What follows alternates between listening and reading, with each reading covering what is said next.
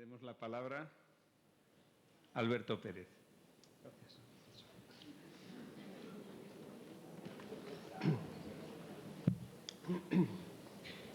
Buenas noches. Los que estudiamos letras entre los años 70 y 75 no llevábamos demasiado bien el que don Carlos Bousoño le diera clase a los extranjeros en vez de a nosotros. De manera que nos colábamos furtivamente en sus clases y no contentos con ello, lo perseguíamos por todos los actos en que tomaba parte, ya fueran recitales, conferencias o presentaciones. Eso no lo sabía yo. Pues hay más.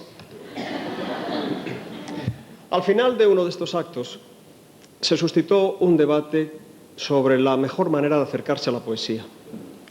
Estaban presentes algunos poetas importantes como Claudio Rodríguez o Francisco Brines. Y a mí, no sé cómo, se me ocurrió intervenir. El caso es que al final de mi parlamento el señor Bousoño se quedó mirándome de fijo y mirando luego a la concurrencia dijo: ese señor sabe perfectamente cómo acercarse a la poesía. Y mire,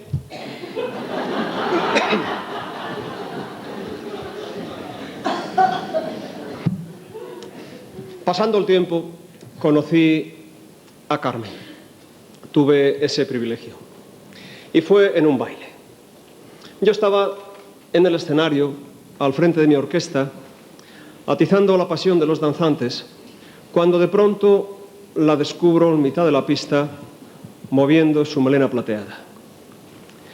Como no podía ser menos, le dediqué una piececita, que me agradeció con una mirada y una sonrisa que encerraban juntas toda la ilusión y la melancolía del mundo.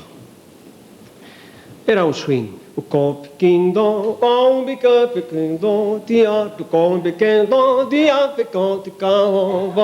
Chica, vas de guapa por la vida, o es que vas tan distraída que no te acuerdas ya de mí. Tu como y yo fíjate que tonta niña, cuánto hará que no te veo desde el último paseo, al terminar el baile aquel,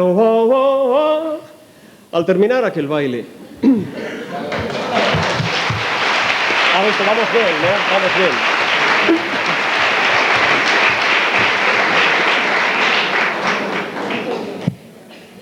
Al terminar el baile aquel, vino a saludarme y se sorprendió de que yo supiera o recordara con exactitud algunos de los diálogos de sus novelas. Ella, por su parte, me abrumó a mí con su conocimiento cabal y extenso de toda clase de géneros musicales. Se quedó en el camerino a observar lo que pasaba por allí y no se perdió ripio de todos los detalles que surgían en ese, o que pertenecían a ese ritual que sigue a la trastienda de cualquier baile. Le llamó mucho la atención cómo los músicos desmontaban sus instrumentos, los limpiaban, los volvían a guardar. Y una cosa que le enterneció especialmente fue la manera en que los músicos doblaban su ropa. A Carmen le gustó aquello y se quedó casi a vivir allí.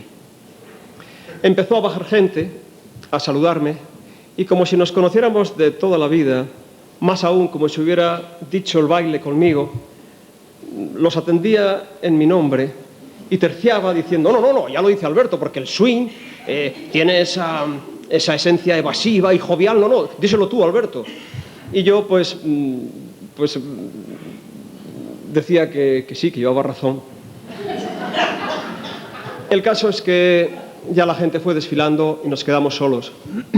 Seguimos hablando mucho rato y cuando la acompañé a coger un taxi, empezaba a amanecer.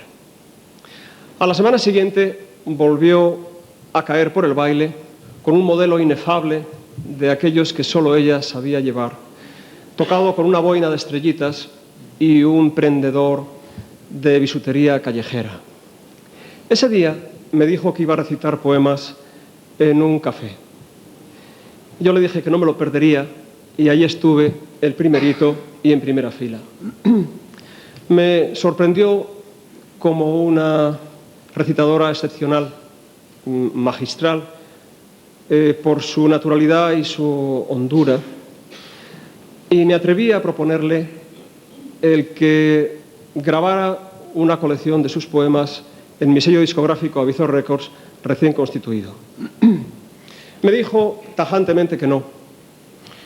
Pero si esto era un jueves, al martes siguiente ya me estaba llamando diciendo que tenía pensada la selección y que cuándo empezábamos a ensayar. Empezamos a ensayar aquella misma tarde y durante los 15 días que siguieron. El día de la grabación quedamos en que la recogería a las 9 de la mañana, una hora antes de la grabación, en el portal de su casa. Y yo sospeché ya que estaría en el portal desde un ratito antes y me fui a las 8:30 por si acaso. Allí estaba ella, con su bolsito, en una actitud de colegiala aplicada, esperando al autobús para ir al cole. Llegamos puntuales, por tanto, al estudio.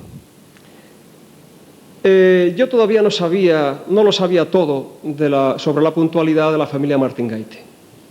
Se cuenta que no solo sus padres, don José y doña Marieta, sino también su hermana Anita y la propia Carmen, habían llegado a la estación en más de una ocasión cuando los trenes todavía no estaban formados. Y también creo que alguna vez llegaron a Los Toros cuando la plaza estaba cerrada todavía. De manera que todo empezó con buen pie y en buena hora. Cuando llegamos, el técnico de sonido ya le había dispuesto un set de grabación que consistía en un micro flotante, un atril y una sillita. Cuando estaba a punto de instalarse, descubrió un pupitre escolar en un rincón del estudio y dijo: ahí quiero grabar. Se fue el técnico por una gamuza corriendo, se la pasó, le pusimos el pupitre y tomó posesión. Puso su bolsito encima del pupitre y lo primero que sacó fueron las cuartillas con los poemas que le había mecanografiado primorosamente su querida y fiel secretaria Angelines. A continuación puso sus gafas y lo último, antes de dejar el bolsito al pie, un lapicero con una goma en la punta. Le dijimos que leyera un fragmento del primer poema para tomarle sonido y a partir de ahí todo fue de un tirón. Pero a mí me pasó un calambre por dentro al ver que la actitud con que recitaba los poemas no solo no se atenía a lo que habíamos acordado en los ensayos, sino que era contraria. Al grabar, ella parecía como si no quisiera contar con un posible destinatario, con un interlocutor. Estaba claramente diciendo la poesía para ella, estaba simplemente pensando la poesía. Y el técnico de sonido, una autoridad en el registro de voces, que es sevillano, según estaba recitando Carmen, dijo para sí: ¡qué hondura! ¡Qué pellizco! A las 2 de la tarde habíamos terminado y nos fuimos derechos a un restaurante casero que hay enfrente del estudio y al que es costumbre ir a comer cuando se graba allí. Había de menú judías verdes hervidas con un poquito de patata y pescadilla a la romana. De postre nos pusieron flan para los dos. ¿Y cuál fue mi sorpresa cuando lo vi y al momento dejé de verlo?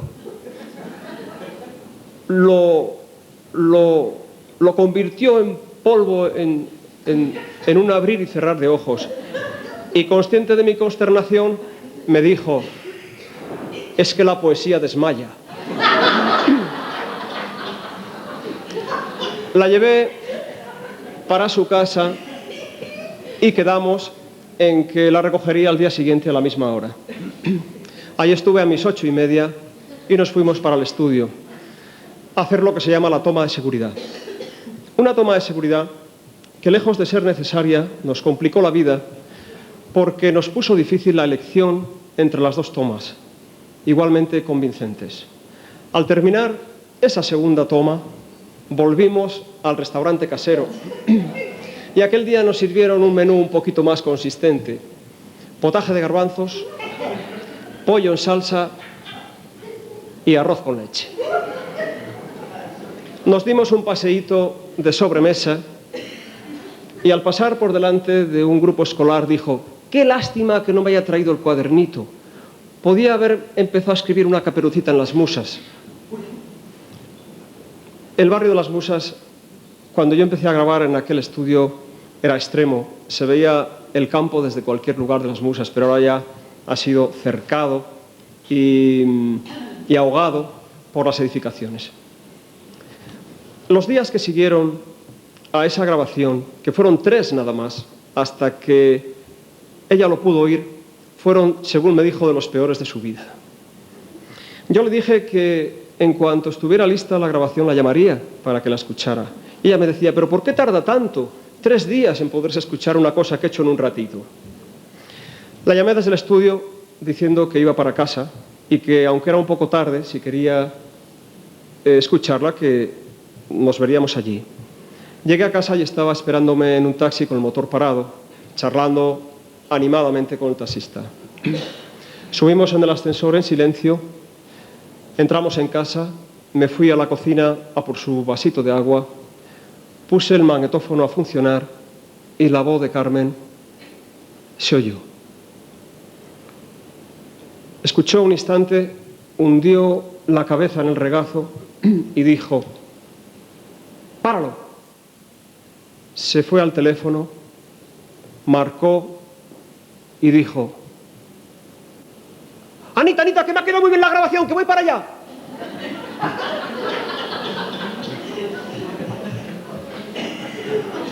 Y yo le dije: «Pero Carmiña, ¿cómo te vas a ir ahora a casa de tu hermana si ella no tiene para escuchar de esto? Esto es una cinta digital, esto es muy sofisticado, y Anita tendrá una cinta de cassette. Además, esta es la cinta matriz, esto no se puede andar escuchando por las casas. ¿Y qué se puede hacer?». Digo: «Pues hacer una copia aquí». Y nos quedamos, ya era tarde, a escuchar toda la grabación. Y ella, lejos de adoptar una postura trascendente, se permitió hacer algunos comentarios jocosos. Pero hubo uno que no me pareció tan jocoso, que dijo: «Fíjate, ahí solitos, el silencio y yo». Le di la cinta y se perdió en un taxi en la noche, camino de casa de Anita. La espera que siguió a esta primera fue más dolorosa porque un disco no se hace de la noche a la mañana. Había que hacer un libreto, corregirlo, había que diseñar una carátula y había que fabricar el disco propiamente dicho. Me llamaba todos los días, de aquellos 14 o 15 días que pasaron, todos los días por la mañana y por la tarde, y decía: «¿Pero tanto se tarda en hacer esto?». Hubo días al final ya que me llamaba 3 veces por la mañana y 3 por la tarde. Hasta que un día ya le di la gran noticia de que me habían llamado de la fábrica diciendo que hacia las 11:30 de la noche llegarían. A las 6 de la tarde llegó a casa y me dijo: «He venido con vaqueros porque habrá que ayudar».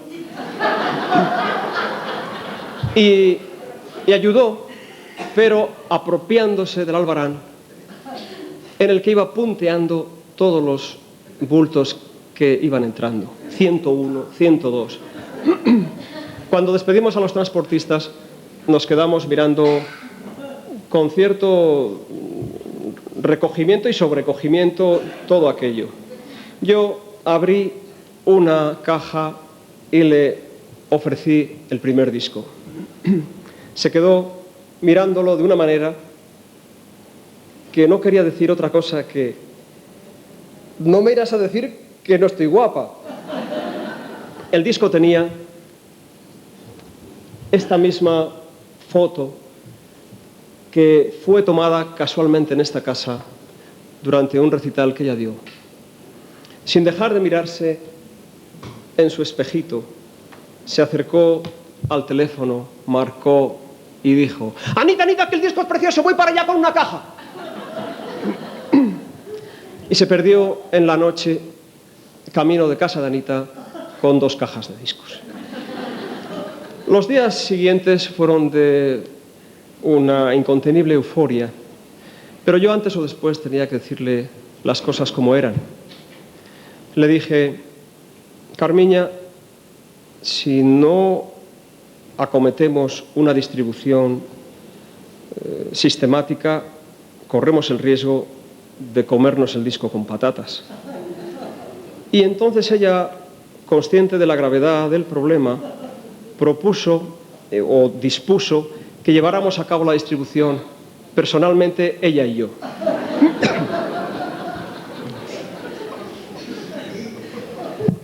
Nos pusimos en marcha y yo la esperaba en doble fila delante de cada librería.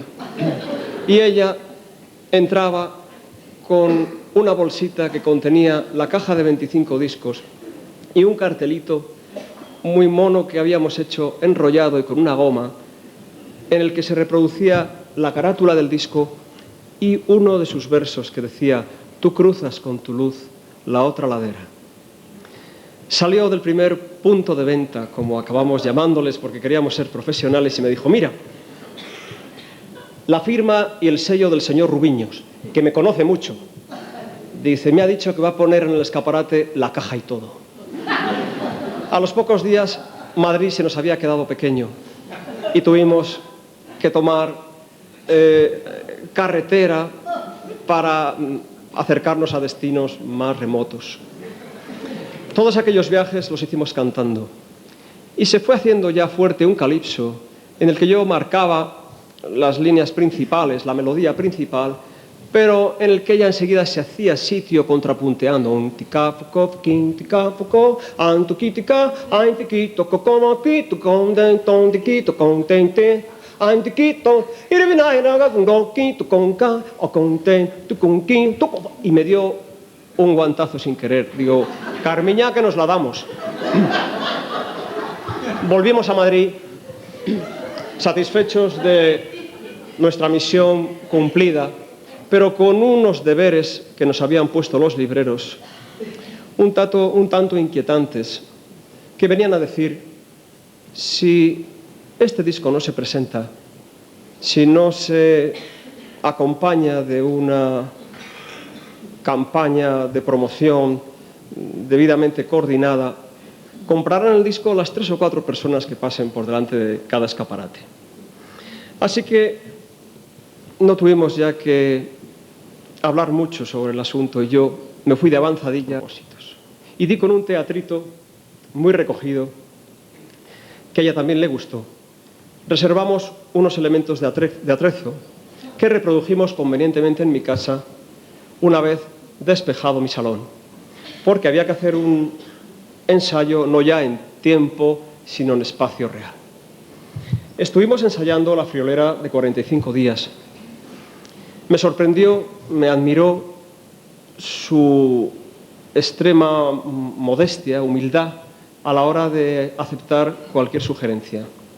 Llegó el día del debut y yo le dije que después de ir a la peluquería, que es lo que me dijo que pensaba hacer a primera hora de la mañana, si quería se pasara por el teatro 2 horas antes de la presentación, que iba a ser a las 8. Digo, con que estés a las 6 es más que suficiente. Yo estaré allí desde bastante antes. Y yo llegué al teatro, nada más comer, y me la veo allí. Digo, ¿pero qué haces aquí, Carmiña? Dice, nada, que he comido aquí al lado con una amiga.